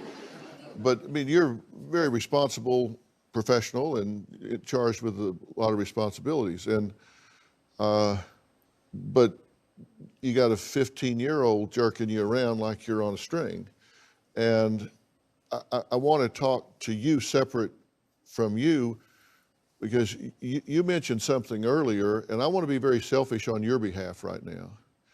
You are in a very vulnerable position here, because if this child decides to go and fabricate some story that you have molested her, beaten her, done all manner of things, the system is designed to believe and protect her. And until otherwise proven, you're not going to be innocent until proven guilty. You're going to be guilty until proven innocent. That is absolutely correct. And that has crossed my mind. She has never done anything like that or threatened to do anything like that, but I know that she could ruin my career and take away my livelihood with a word. Two things are apparent to me. Number one, she's fully capable of doing that. And number two, if I was going to make a list of 1,000 guys that would be guilty of what she might accuse you of, I was going to say you would be at the bottom of the list. You wouldn't even be on the list. So I want to go on record right now as saying that she could do a lot of things. She's made terroristic threats against you, both to have you murdered. And you don't take those seriously, but we know where her mind goes. Yeah. So for her mind to go here is fully possible. And should that ever come up, I want you to take a copy of this and hand it to the people that this is something that is not atypical for this kind of a teenager in this kind of a situation. And if that ever does come up, you call me second. You call your lawyer first, you call me second. Will do, sir. Thank you. Because you shouldn't be living under that kind of fear. There's a lot of scratches. What have you been hitting? I think you're missing the point. The conversation is, you stole my car. And later. How are you doing in here? You're not going anywhere, so take it. There's no negotiating, take the test. Right now, she's resisting taking the test. Okay, while we're in commercial break, who here has listened to one of my podcasts? Raise your hand. Uh-huh. The rest of you I'll see after the show. Look, you do want to be part of my podcast community. It's at Dr. Phil Podcast. It's on Twitter, Instagram, and Dr. Phil in the Blanks. That's PHIL in the Blanks on Facebook. And I read all of your comments, including this from Jasmine, said, when is the next episode going to be available? I'm on the edge of my seat with this case.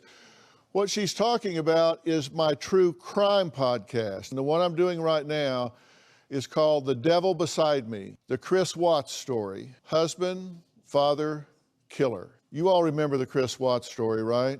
He's a family annihilator. He killed his wife, Shanann. She was pregnant with their son, Nico. And then he killed his two innocent children, Bella and Celeste. I remember Bella's last words are, you aren't going to do to me, Daddy, what you did to Cece, are you? And it's just horrific what he did. And I'm doing a very deep analysis on what happened. This is in my podcast called Mystery and Murder Analysis by Dr. Phil. It's a series, and in episode 5, the final chapter, which is just out now, it's really talking about what Chris's life is like in prison now. He's making bizarre claims that he sees and speaks to his dead family. And there's a new woman in his life. Who would want to date this guy? But there are even more unbelievable revelations to come. Episode 5 is available now. Brandy wrote to me on Twitter saying, Shanann, Bella, Celeste, and Nico will always be in my mind and heart. I will never forget their names and faces. I will never stop praying for her family. If you want to hear all the episodes, download and subscribe for free on Apple Podcasts or your favorite podcast app like Stitcher. You can find more at drphilpodcast.com. And when you go there, you'll also find my wife's new podcast as well called I've Got a Secret with Robin McGraw. And She has way too much fun on that podcast. Let's get back to today's episode.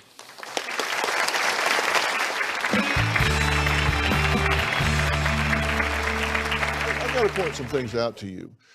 Look, I believe this about parenting. I think we should avoid confrontation with our children at every possible turn. Always avoid confrontation. You want to influence, redirect, motivate, inspire, do everything you can. Avoid head-to-head confrontation at every turn. But if you cannot, do not ever lose. Do not ever lose, not one time, not ever, because when you do, you're working for them. And I want to point something out here, and I've pulled these videos out to show you what I'm talking about. She took your car, okay? Now, this is the conversation you had about that. So let's take a look at this. There's a lot of scratches. What have you been hitting? I'm not denying that I hit the car. Yeah, because you can't deny. Okay, now listen to this again here. There's a lot of scratches. What have you been hitting? I think you're missing the point. The conversation is, you stole my car. Yeah. And you say, I've done everything. No, you haven't. That's what we call grand theft auto. That's what we call grand theft auto. And when a child says, okay, you can kiss my ass, I'm going to do whatever I want to, take my phone, tell me you're going to take my computer, take the hinges off of my door, I don't care, I'm going to do whatever I want to do because I'm running things around here. Oh, really? You just stole my car. That's grand theft auto. Tell it to the judge. If they want to put it at that level, you have to be able to go to that level.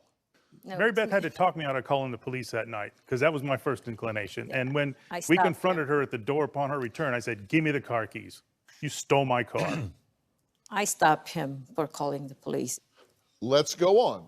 I'm not denying that I hit the car. Yeah, because you... Honestly, I'm not denying I hit the car. Case closed. Lassie could prosecute this case. She just admitted it on videotape. Yes, I took your car and ran into stuff with it. I don't want to put your daughter in jail. I don't want your daughter to go to jail. That's your daughter's choice, not yours. You have made every reasonable attempt to handle this inside the family, to say, look, we're going to have some rules here, and you're going to have to play by them. And if she tells you to go jump in the damn lake, and you're living there with the threat of losing your career and you going to jail. I did a story with a girl months from her age who put her father in jail twice, but she steals your car and wrecks it, which, by the way, you're liable for whoever she ran into because you own the car, you have the insurance, and you also have foreseeability because it's happened before and you know it and you did nothing about it. Mary Beth and John sent lots of security cam footage, and I'm going to take a very close look and reveal to them some serious behavior issues that they overlooked. And I'm not talking about their daughter. That's next.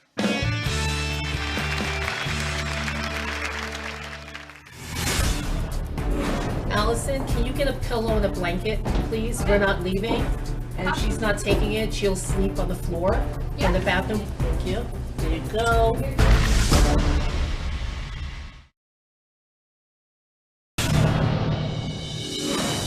My daughter's attitude towards me has changed. She no longer calls me Papa. She refers to me by my first name, John. She says I'm her stepfather. One time my daughter was at her friend's house and told that family that she was being abused at home. That family called the police. I'm very afraid of what my daughter might do next. At night, we lock our room. I'm always scared she's gonna steal something. I'm afraid of what she might do. She might claim that I touched her inappropriately, and next thing you know, I'm gonna be face down on the ground with a cop's knee on the back of my neck. Well, I'm afraid for you, John.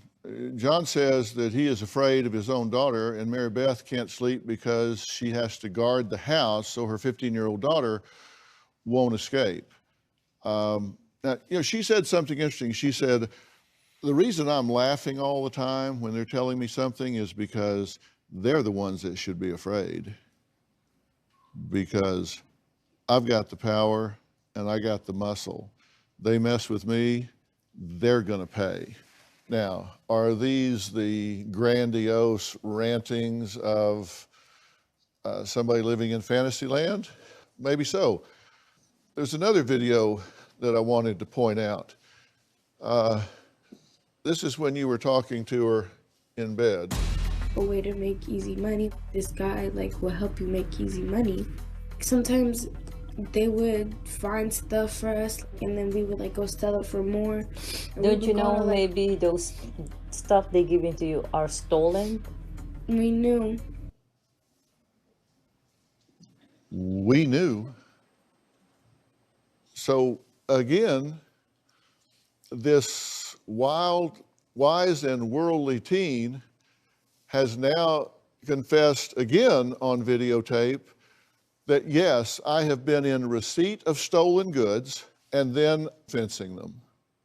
Those are 2 independent felonies. On top of grand theft auto, by the way. So she doesn't quite have the leverage here that she thinks she does. But as long as you play this the way you're playing it, she thinks she's holding all of the cards and she's running you 2 around like she's got a cattle prod. And she's out of control because she has a misperception about how things are going. Now, this is not a good parenting strategy. I would never recommend this if you had done some things differently before now. Just so you know, I'm going to write on this for you, just so you know, out of her behavior, driving a car without a license, that's criminal behavior. Shoplifting, criminal behavior. Selling stolen items, criminal behavior. Fraud with credit card, criminal behavior. That's identity theft, criminal behavior. Failing to go to school, truancy, criminal behavior. Those are all crimes. They're all prosecutable conduct on her part. You've scolded her, you've grounded her, you've put up security cameras, I guess because you just want to watch her commit crimes, I don't know. You don't do a damn thing about it. You just say, yep, there she goes. Yep, here she comes. She takes your car, you do nothing about it. Don't you do that anymore. Give me your phone. No. Okay. She's just stonewalling you. That means she's precipitating a confrontation. You have to take it to the next level. And we want her to straighten her life out early before she goes too far down that wrong path. Yeah, because she's real close to being considered an adult. And once she commits these crimes as an adult, you don't even get a vote. She gets in your car and hits a woman with a baby carriage in a crosswalk, you become observers. You lose all control then.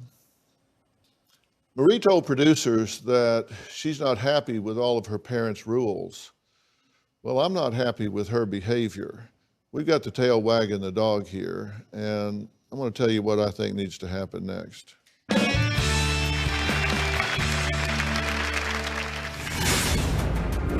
How are you doing in here? You're not going anywhere, so take it. There's no negotiating, take the test. Right now, she's resisting taking the test.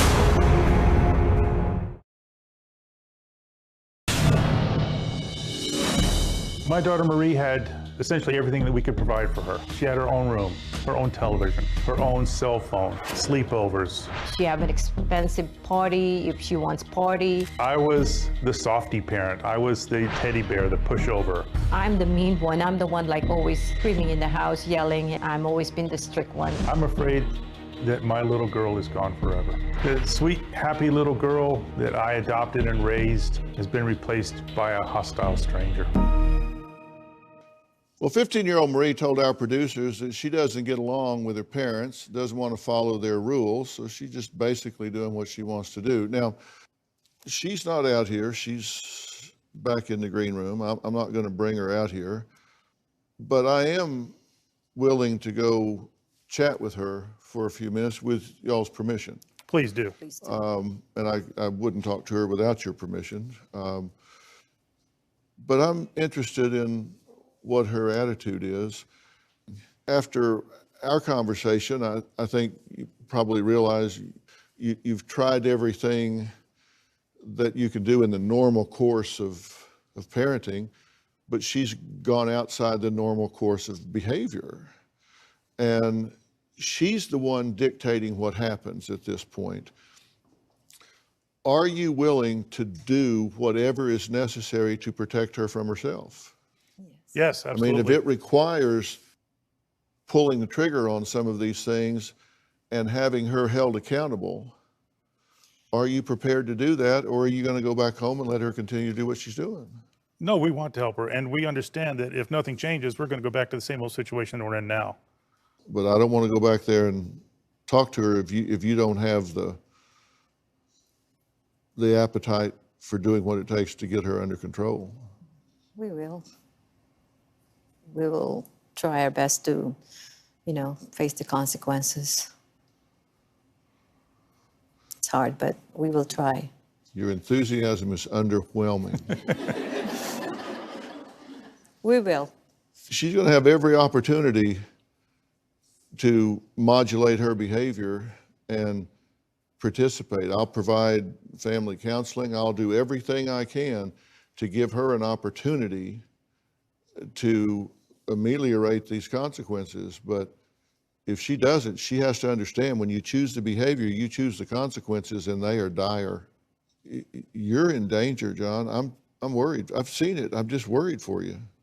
You don't deserve to have someone like this ruin your life. No, and let's not lose sight of the fact that we love our daughter and we want what's best for her. And we're really conflicted. We're really torn because we have this stranger in our house engaging in criminal activity, hostile. She's separated herself from her family. She no longer interacts with us. And, we're frustrated. We're out of options. We don't know what else to do. I'm going to go talk to her. Yes. Okay? Thank you.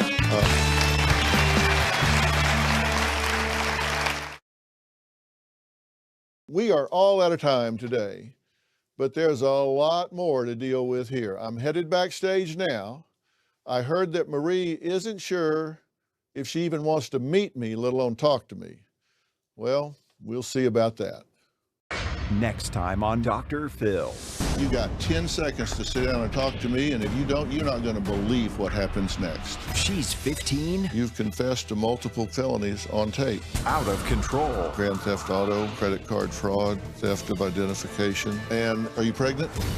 She needs to take a pregnancy test. She needs to take it today. And hours later, she took the test. The shocking results. I don't understand. That's next time.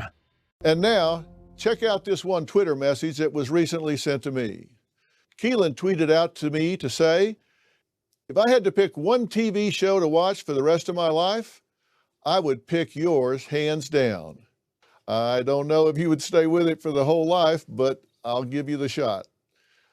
Log on to drphil.com and share your thoughts about today's show. You can also find me on Facebook, Twitter, and Instagram. We'll see you next time.